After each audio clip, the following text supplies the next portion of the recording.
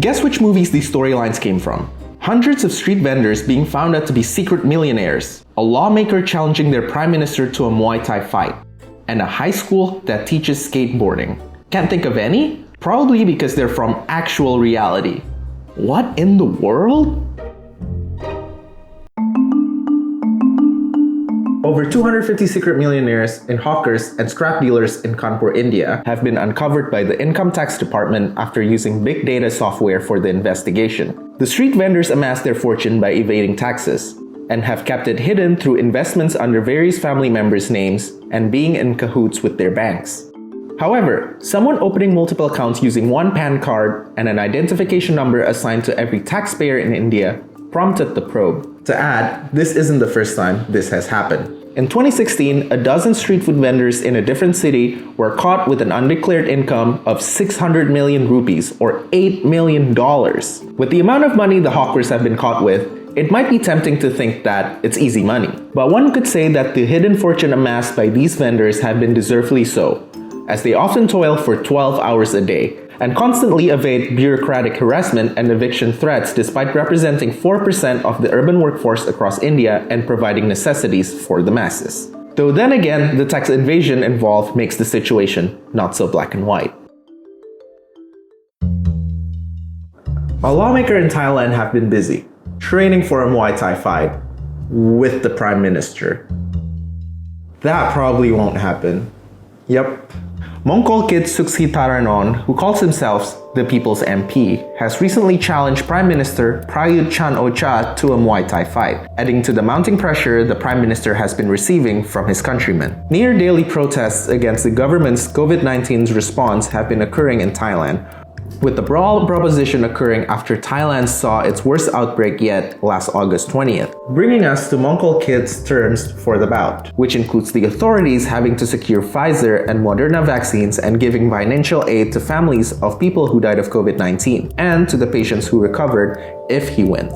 The People's MP also vows to step down from his position if he loses, but wants the PM to do so as well if he doesn't. The brazen lawmakers' proposals have been making headlines since last year, as they include legalizing gambling, sex work, and sex toys, a repertoire of ideas controversial to the Thai public. This one garnishes as much flack as critics say this might even be against the law, as it threatens the Prime Minister or could be a form of defamation. The lawmakers is unfazed as he says his challenge has nothing to do with the law. But either way, the Prime Minister is handling the situation as a lot of us would expect. He isn't. Apparently, you've been eating sandwiches wrong your whole life. Here's how to eat a sandwich. According to Japanese manners teachers Emi Sunai, first, you cut it in half. Then, you flip it vertically.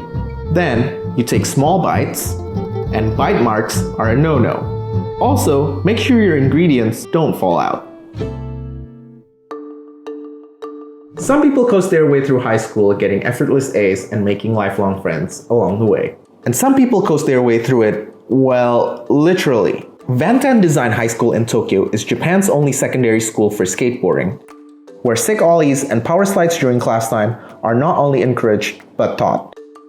A product of the skateboarding boom in the country back in 2016, Vantan teaches their students how to paint their boards, learn how to edit skateboarding videos, and they offer design classes as well. The rebellious sport is seen as a viable career in the school and has already met success through its students, as young as 17 years old, already carrying sponsorships from huge skate brands such as Primitive and Erased. In recent years, Japan has been implementing reforms in the education system, paying more attention to creative pursuits such as this. However, the school doesn't exclusively teach skateboarding. On Fridays, the students take more conventional classes such as math and science, but they do focus on the sport for the rest of the week. According to Nobuhiro Hosoi, the school's director, the variety of classes are due to the precariousness of the job prospects in the industry. In general, the sports industry here is much smaller than it is in the United States, about 4 times as small. There aren't many commercial opportunities. As lofty and unpredictable these career paths may be for these kids, it's definitely the step in the right direction to have schools which aid them in achieving their dreams. As Aori Nishimura, who competed in the women's street skateboarding in Tokyo Games, says, "No matter how hard skateboarding can feel, the sense of accomplishment when you overcome that wall is indescribable. I want them to keep trying." Well, keep flying high, kids! It's 2021. Let boys wear their makeup. More and more men have been uploading videos of them painting stunning looks on their faces, adding to the rapid involvement of gender and identity expression during our time. On TikTok, the hashtag boys in makeup now have 225 million views in total, and those with the hashtag men in makeup have been viewed 159.5 million times, signaling the large amount of interest there is in makeup for men.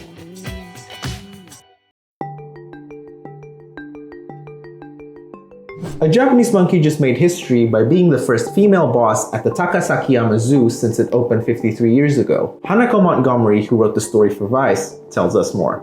So right off the bat, how did Yake become the boss at the zoo? Okay, so she essentially pushed her way to the top.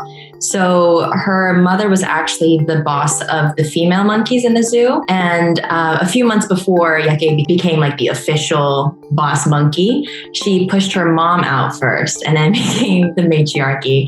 It all apparently, according to the zoo worker, came down to like this one day where Yake saw that her child was kind of like getting bullied. He was getting into a fight. So she broke it up and she sort of like turned against the current male boss monkey. From then on, she just used like intimidation tactics, like would throw hands at any given moment. She really just grabbed power.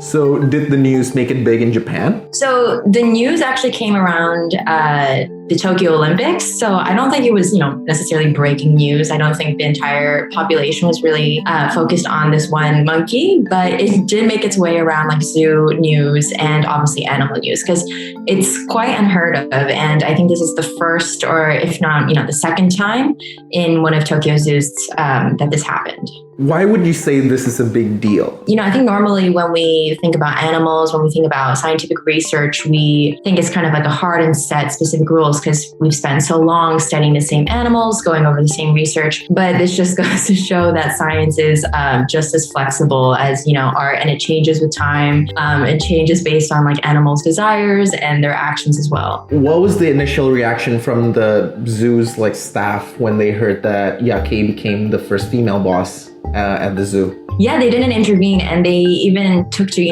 actually announcing formally that Yake was the new boss. Yeah, and the only reason why we know what Yake is to the monkeys is because the zoo determined it for us. They were the ones who let the general public know that Yake had taken this position. But what was, I guess, interesting for me to learn was that the zookeepers didn't actually try to stop her. They just sort of let nature run its course. They let her take control. They let her sort of have fights with the other monkeys, and they just sort of watched on the sidelines. I think in part because, it is natural, I guess, and they were probably just as fascinated by the whole ordeal that, we were.